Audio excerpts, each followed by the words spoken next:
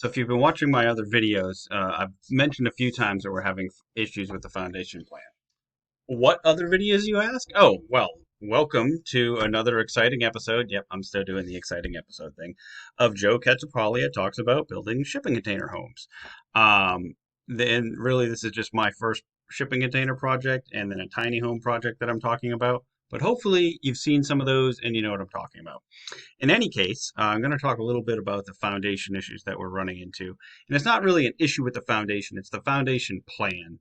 Um, so you can't really tell from this picture too well, but the lot that we have, it's a pretty steep slope in some spots, and it's not even an even slope. And so, putting a container on it, or in this case, four containers like we're going to do, uh, in the configuration that we are, it creates some challenges. And we could just level it, pour slabs, and do it that way, or do a traditional pier and beam foundation. Which the pier and beam I think would be a little bit easier because it already helps us with the different levels. But what we were trying to do, and what I think we're still going to do, is use ground screws because they make it a lot easier to just go in and put a bunch of these in. And so if you're not familiar with ground screws, which I wasn't when I first took on this project, it's basically just like what it sounds. It's this giant screw that gets put into the ground. Uh, they're um, basically they get screwed down, and it's my understanding that to a certain torque, basically. So once they can't screw them anymore, that's how they know they're done. And then on top of that, they put some other pieces of metal, and on top of that is where the container gets welded to. And so, these work really well, or should, with a container setup because we really only need to put the screws in a couple of points because the bottoms of the container are rigid. We're not trying to build on top of these. We have a solid structure that we can place down on top of them. And so the real issue that we've had and the delay has been internally the engineering company that was coming up with our plans. Apparently, they had a pretty wide disagreement in how many of these ground screws we're going to need. We went into this thinking it was going to be 18, 20, maybe 22. Apparently, at some point in the process, they had a plan that had 42 screws, which was going to be cost prohibitive. I mean, we would have, at that point, it would have made just as much sense, to go a different route versus doing that. And so, waiting for that to get worked out has been what the main delay has been, which is why uh, we're still working on containers offsite. And I'm hoping to get some video of the progress that we're making on those either later today or tomorrow. But I know I've mentioned this issue a bunch of times, and so I just wanted to sort of explain what was going on. And so we finally got a draft on Friday um, that has a reasonable number of ground screws, it looks like. And, so you can see they're basically putting one on each corner. And let me show you. But there was an issue with this, and this is what it is.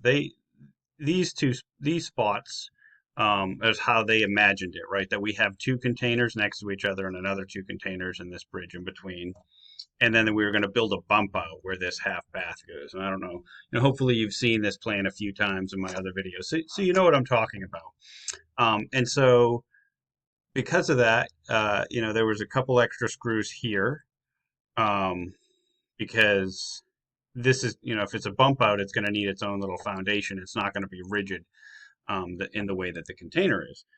Uh, but what our plan actually is this side was right, but we have the containers, they're not quite even. And so the half bath space is created by shifting one container over. Um, I think this is a little bit, it works better for us for a few reasons. One, this is exterior space over here. This is a deck where this is going to be interior space. So having it as part of the container makes a lot of sense. It also, from the front, you'll see a little bit more of the container. It creates, obvious. This was, designed by the architect. Um, and it creates a little bit more visual, diversity up front, right? We have, and you'll see a little bit of the container wall here too.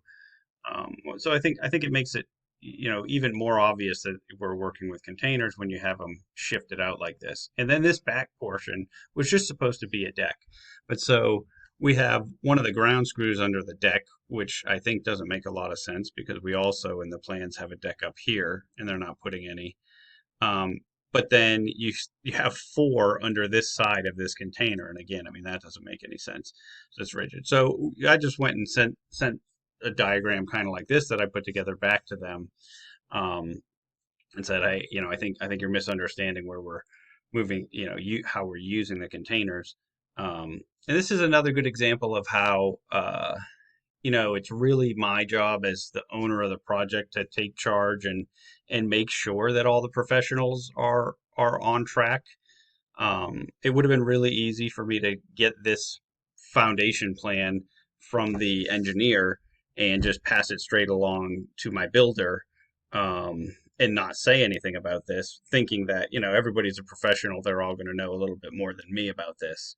Uh, and that's true at this point, but they're not all going to care more about this project than me, and they're also not going to have spent as much time with these plans as I had. And so, to me, it was immediately apparent, what that mistake had been, how they thought it was versus how we have it planned. I thought a little bit about just going with, because at this point, I just want to move forward. One of the things we've already done some cuts on these containers and prepared for this. But the other, I think it really is a better end product if we do it this way. And I think they're going to be able to turn around a solution for us a little bit quicker, now that I think they've got a lot of the issues out of the way as far as with how many need to be used per container. And so, I think this is maybe close to what we're going to have numbers wise. So we have, 12, 13, somewhere around there. I guess 12 per side, so 24. Which is reasonable. I think with that number, and I don't remember offhand, but I think it's going to be, uh, still money saving versus what we were planning on doing. It's definitely time saving from what they tell me. Apparently these are going to be put in all in one day. And because they're screwed, there's not, they're not poured concrete or anything. There's not any time for curing. You don't have to worry about any of that. So that's what we've got going on. That I just want to mention. I know I mentioned a bunch of times that we had a delay with the foundation, and it's really these foundation plans. The original thing was, well, how many do we really need? And now this is a new little hiccup. Now that we've got a plan that's pretty close to what I was hoping, and it seems like it's going to work. Um, as far as I understand at this point. But that's it. Just quick little update. If you haven't already, please like, subscribe, and comment. You can tell me, what do you think about the ground screw idea? Is that crazy? Some of the construction guys I've talked to have really only seen those used on decks. But I did some research into it when it was first proposed, and it seems like using them with a container home um, is a pretty ideal setup because you have so much structure in the container itself. Um, that having just these different, basically anchor points, should work pretty well with it. Like I've mentioned from the beginning, this is me really experimenting and trying to learn with this process, and hopefully we'll get this new little issue sorted out, and we'll be able to finally get that building permit, and be able to get up to the site. But we'll see. In any case, until next time, I will be making mistakes, so you don't have to. It's pretty smooth, right? I thought so. I got my catchphrase now. All right. If you don't like that too, put a comment below. I feel like I don't know. I almost kind of feel silly having one, but I read about YouTube and that you're supposed to. So feel free to do that. Thank you.